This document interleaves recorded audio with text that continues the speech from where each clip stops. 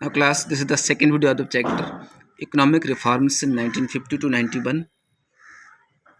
तो इस second video में आप समझने वाले हैं problems faced by the Indian economy.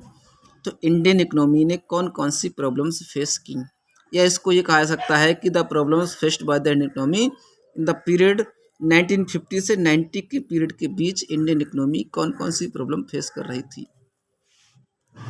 आगे देखते हैं पुअर, यहाँ फर्स्ट रीजन क्या है, poor performance by the public sector undertakings.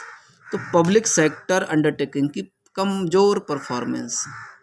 तो पब्लिक सेक्टर अंडरटेकिंग क्या है, यानी कि गवर्नमेंट सेक्टर से रिलेटेड कंपनीज या पब्लिक सेक्टर इंटरप्राइजेज कहा जा सकता है। In the 40-year period after independence, independence के बाद 40 साल के पीरियड में the number of central public sector enterprises had increased. तो सेंट्रल पब्लिक सेक्टर इंटरप्राइजेज की संख्या कितनी बढ़ गई थी, देखिए 1950 में जो केवल 5 थी, जो आगे 1991 में 236 हो गई थी। तो 1950 में कितना इन्वेस्टमेंट था, अप्रोक्सीमेटली 29 करोड़, और 91 में 1 लाख करोड़ इन्वेस्टमेंट के साथ वर्क शुरू हुआ। दो few public sector undertakings performed well, जबकि कुछ पब्लिक सेक्टर कंपनीज ने अच्छा परफॉर्मेंस तो किया, लेकिन कुछ कंपनी ऐसी थी जो लैग बिहाइंड का काम करने लगी, वो उनका बिजनेस डाउन रहा और इकोनॉमिक रिफॉर्म अच्छा नहीं रहा, देश की प्रोग्रेस में वो एक रुकावट सी बन गई थी। Next point is class inflationary pressure. तो इन्फ्लेशन क्या होता है, मनी एक्सपेंशन, पैसे का विस्तार या मुद्रास्फीति। The rate of inflation reach double big figures 10.3 इन 1991। तो 91 तक 10.3 इन्फ्लेशन रेट पहुंच गया था, यानी मुद्रास्फीति की दर, यानी महंगाई दर। Inflation had to be controlled to curtail the rising cost of living. Living की बढ़ती कॉस्ट को कंट्रोल करके इन्फ्लेशन को कंट्रोल किया जा सकता था। नेक्स्ट पॉइंट देखिए, third one, increasing debt burden, यानी कर्ज के वजन को बढ़ाना। डेट बर्डन भी बढ़ रहा था इन द डिकेड ऑफ 1980-90 के डिकेड में, डिकेड होता है 10 ईयर्स का time. The government had overspent its means, government अपने साधनों से ज़्यादा खर्च करने लगी। Expenditure was much higher than revenue, खर्च जो है रेवेन्यू से और ज़्यादा हो गया। This had led the government to raise revenue from domestic sources, this had led the government to raise revenue from domestic sources. तो गवर्नमेंट ने डोमेस्टिक सोर्सेस से रेवेन्यू को और बढ़ाने का काम किया। एंड बारो from the rest of the world, और वर्ल्ड के कई कंट्रीज से उधार लेना शुरू कर दिया था। The government had already borrowed heavily from the rest of the world, government ने उससे पहले भी वर्ल्ड से बहुत ज़्यादा पैसा उधार ले लिया था। This raise the burden of the repayment of principal and interest of the loans. तो इसने क्या हुआ, देखिए पहले का कर्ज और ले लेना, तो इससे repayment of the principal amount को रिपेमेंट करने का बर्डन, और इंटरेस्ट ऑन लोन्स, लोन पर इंटरेस्ट लेना, तो इससे देश कर्ज में डूब गया था इस डिकेड में, 80 और 90 के डिकेड में। तो ये हमारी इकोनॉमी की बहुत बड़ी प्रॉब्लम रही। नेक्स्ट है देखिए fragile balance of payments position. Payment position की एक बैलेंस कैसा रहा, देखिए वीक, फ्रेजाइल में से तो बहुत ही कमज़ोर, पेमेंट पोजीशन का बैलेंस बहुत ही कमज़ोर रहा।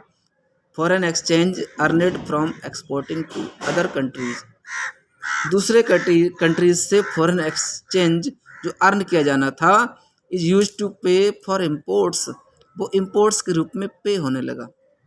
India imports a large quantity of petroleum, तो इंडिया पेट्रोलियम का बहुत बड़ी क्वांटिटी इंपोर्ट करती है। India's import increase despite heavy duties and goods, तो इंडिया का इंपोर्ट कैसे बढ़ा, हैवी ड्यूटीज के बढ़ जाने से।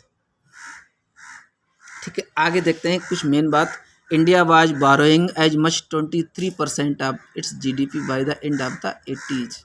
जीडीपी का लगभग 23% से इंडिया बारोइंग, यानी कि क्या मतलब होता है, borrowing as much as 23% of its GDP by the end of the 80s, which in 1981 was half of the 12% of GDP, जो कि 80 और 81 में 12% था और उस समय तक 91 तक ये 23% हो गया था। इस जीडीपी का भारत कर्जदार हो गया था। Thus, the 80s borrowings from foreign sources had almost doubled. और 80s तक जो borrowings था, उधार था, डबल हो गया था। उसके बाद क्या था कि इमीडिएट क्राइसिस क्या रहे, along with the above problems, उन प्रॉब्लम्स के साथ साथ there was an immediate crisis situation arising out of the Iraq war. Iraq war के साथ साथ जो इमीडिएट तुरंत क्राइसिस की सिचुएशन क्रिएट हुई। Frequent change of the government and fight of NRI investment from India. तो इंडिया में NRI का इन्वेस्टमेंट करना और गवर्नमेंट में फ्रीक्वेंट चेंजेस की वजह से भी एक इमीडिएट क्राइसिस देखने को मिला। आगे देखते हैं, देखिए remittances from non resident Indians NRIs working in the gulf country also dried up. तो रिमिटेंसेस कौन होते हैं? पैसे भेजने वाले वो लोग जो एनआरआईज रहे, जो gulf countries also dried up यानी सूख गए, उनके पास ही पैसा कम पड़ गया जो रिमिटेंस थे। The economic situation was burdened by the unstable political situation within the country. तो इकोनॉमिक सिचुएशन देश के अंदर ही बहुत ख़राब हो गई थी by the unstable political situation. एक अनस्टेबल पॉलिटिकल सिचुएशन की वजह से इकोनॉमिक सिचुएशन बहुत ख़राब रही। The central government had changed after being office for 13 month. Central government भी 13 मंथ के अंडर में ही चेंज हो गई थी।